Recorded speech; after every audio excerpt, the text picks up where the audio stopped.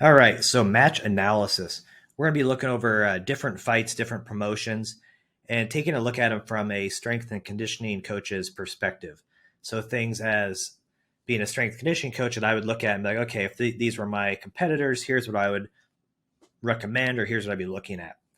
So the first one we're going to look at is part of the Flograppling Who's Next competition, which if you haven't seen it, check it out. It's amazing.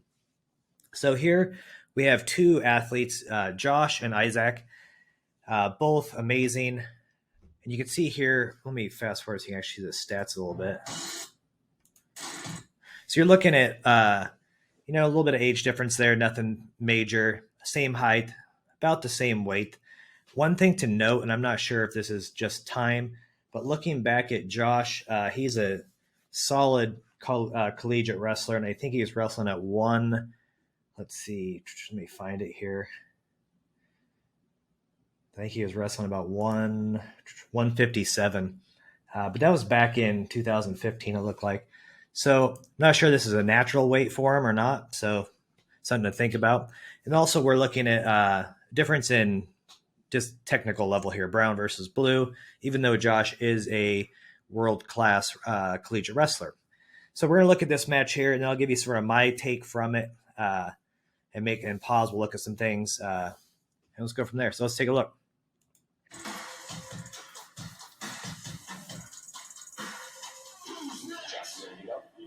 Izaak, you ready? So obviously, a wrestler, you're looking at a advantage here, but shut down right away. So one thing I'm noticing, just out of the gate, you can watch with a wrestler, and I think they'll even mention it in a second, is this format here is a no time limit. So this is going to be unique, probably for both of them, but especially for a wrestler. And you can see he's already tried, one explosive movement, and we'll sort of see where it goes from there. Then note the clock on the bottom. It actually does fast forward. There's some editing going, so there's some timing.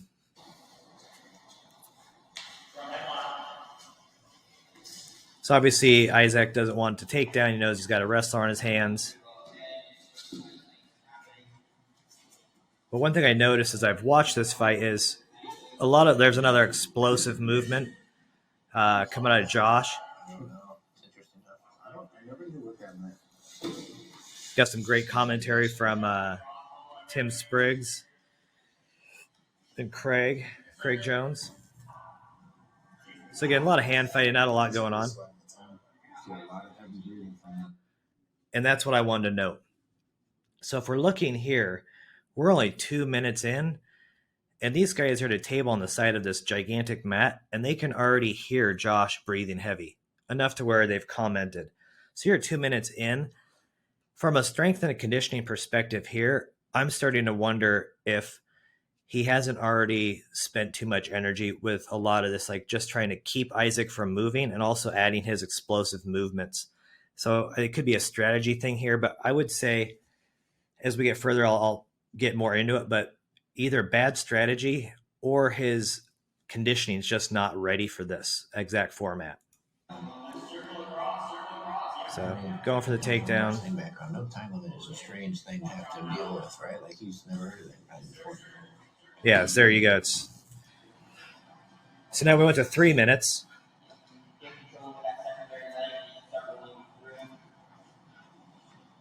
As a blue belt, you probably don't see a ton of this in most gyms, people inverting on legs, but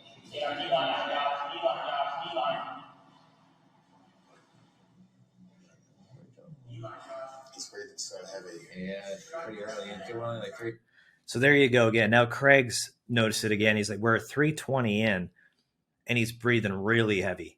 You can see some sweat. So I think what I'm seeing here is a case of the conditioning is just not quite ready for this format. So we'll talk about how you could fix that going forward, but we'll just finish this out, and then we'll dive a little bit deeper. 3 minutes in. He's making up submissions.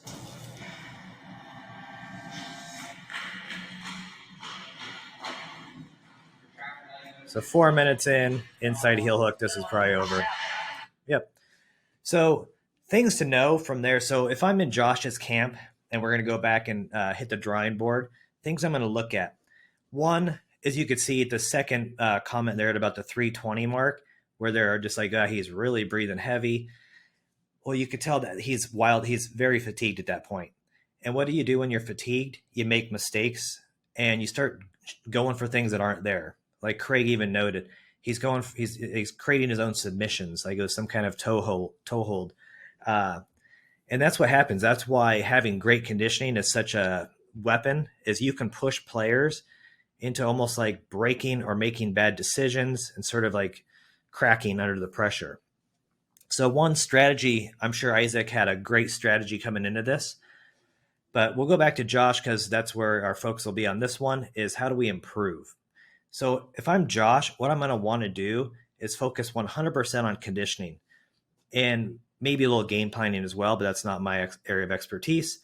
But what you need to do is he needs to beef up his base conditioning. So we're looking low and slow and just sort of get that overall cardio down. Maybe in that period, focus on like getting back to maybe a lighter weight. I'm not sure if that mattered or not in this match for him.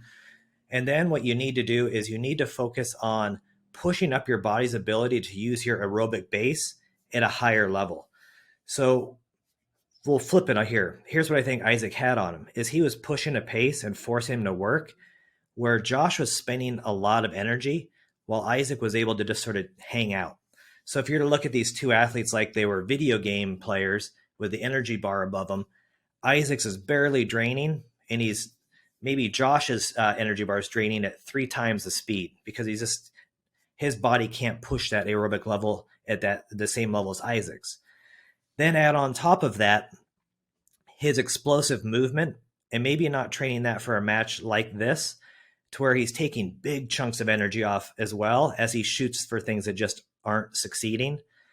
So that's where I think he got himself into this position. I don't think it was strength. He looks really strong. I mean, there were some technical things there, but I think a lot of it sort of also boiled down to conditioning and just making some poor decisions.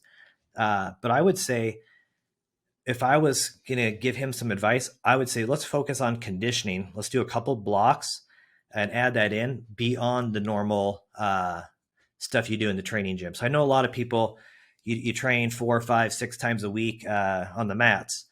That's great, but you're sort of getting, not specific kind of conditioning. You're doing 5-minute rounds, 1-minute breaks, different kind of body types each round.